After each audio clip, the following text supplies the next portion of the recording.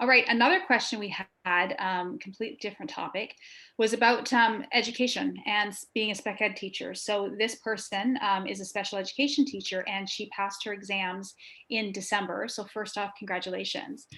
But she said, my role really hasn't changed being a BCBA and a spec ed teacher. Like, what's the difference? So I'm still a spec ed teacher, but how do I incorporate this whole ABA thing and being a BCBA into my classroom? And I love to default to Shira on this one because Shira is doing that right now.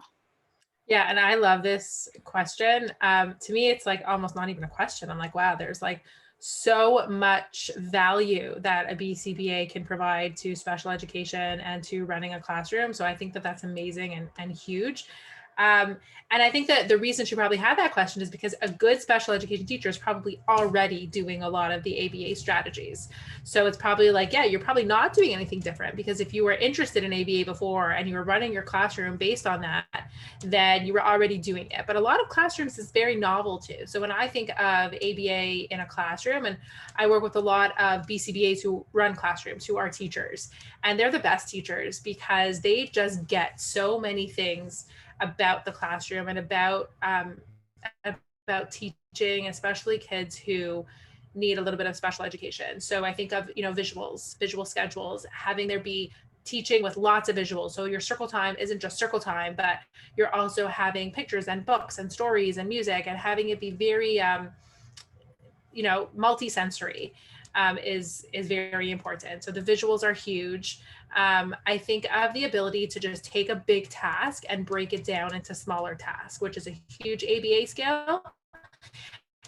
And for a lot of our kids who need that with morning routines, with dressing, with feeding, with toileting, any one of those things, as a BCBA now, you'll be able to create those chains of behavior, those task analyses.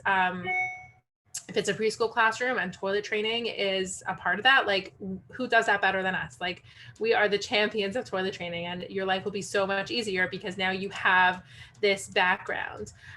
Also, like behavior management, if that's an issue, like you can set up your classroom with all those antecedent strategies to really limit those behavior challenges. So because you have the visuals and the reinforcement and the countdowns and all of that predictability and the structure, you'll deal with so much less challenging behavior. And then when there is a challenging behavior, a child that might need a little bit more, having the expertise to be able to look at it from a function-based perspective and be able to say, well, this looks like it's escape-related behavior, maybe needing to do a full functional assessment, but then being able to understand when to ignore, when to redirect, when to follow through, how to train your team on prompting. That's huge, right? If we're creating students that we want to be independent, then we have to be able to train our team on how to back prompt and how to provide the least intrusive, most effective style of prompting, so that our kids who are in special education don't just become prompt dependent. And that's ABA, like being able to prompt effectively. I could just go on play skills, social skills, right? If you're teaching in a preschool classroom, you know how to facilitate those social skills interactions. You know how to take a situation or a teaching lesson, or take a game and make it into a lesson. So they could be doing turn taking, and they could be tolerating when another kid comes over and knocks their tower down. And these are all teaching opportunities in a classroom, but they're behaviors, right? So tolerating no and waiting and learning all these skills that you can then include in your classroom environment that are huge play and social skills.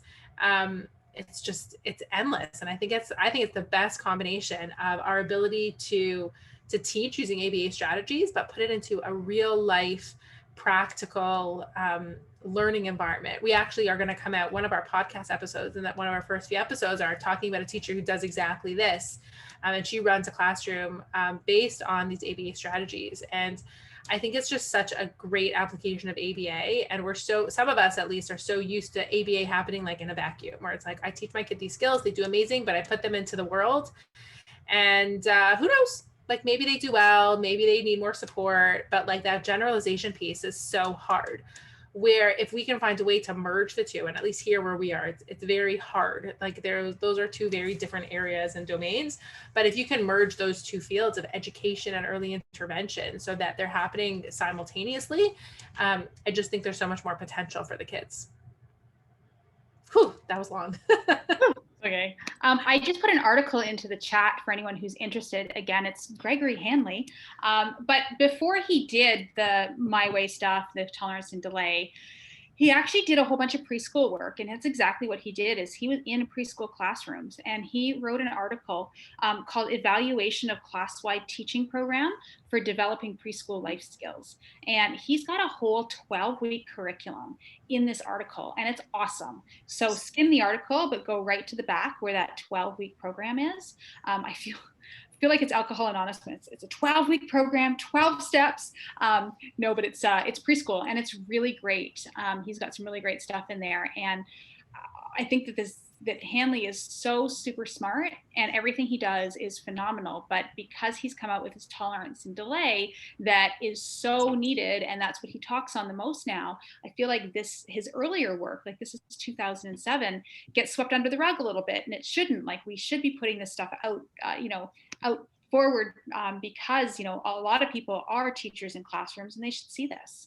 I love that curriculum. Even thinking about like tolerating kids to wait their turn. Like, is that ABA, or is that just like good classroom teaching? He did this thing where he got a bunch of people just chorally responding. So the kids had to do in circle time, and they had to shout out, "When I wait quietly, I get what I want." And it was a group chant. "When I wait quietly, I get what I want. When I wait quietly, I get what I want." Over and over and over again. And then he goes, "Okay, now do it like this. When I wait quietly, I get what I want." And you want all these preschool kiddos go, "When I wait quietly, I get what I want."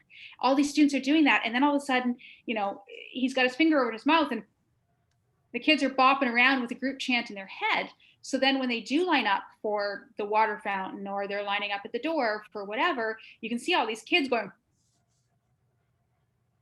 which I think is phenomenal.